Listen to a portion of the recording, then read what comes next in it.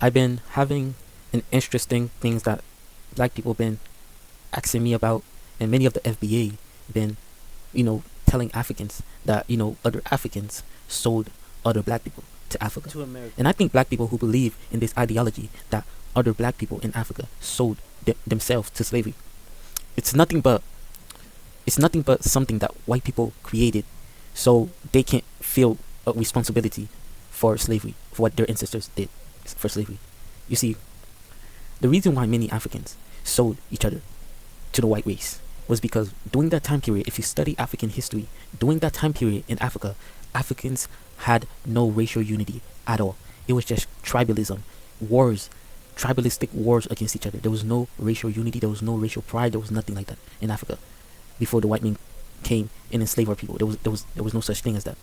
Even if you study European history, European had no racial unity, no racial pride. They were fighting each other for thousands of years, I would say. I mean, just study France and Britain history of wars that they had. They was never racially united. And this was the history of the black race in Africa too. We had no history of racial united. We was never racially united at all. So this is why black people sold each other. And that's not the only reason. There's multiple reasons.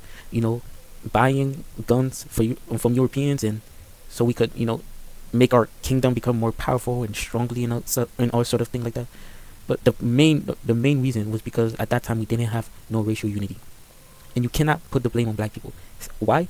Because the second reason is because Africans never benefited off of the slave trade. They never benefited off of it. Why? Because after the European enslaved our people, they went back to Africa and they conquered many of the places that was selling black slaves. That black people were selling black slaves to Europeans. They was conquering them. I mean, not conquering them. They colonized them. European colonized many African kingdom that sold black slave. So African people never truly benefited of the slave trade long term. The only people that truly benefited was European.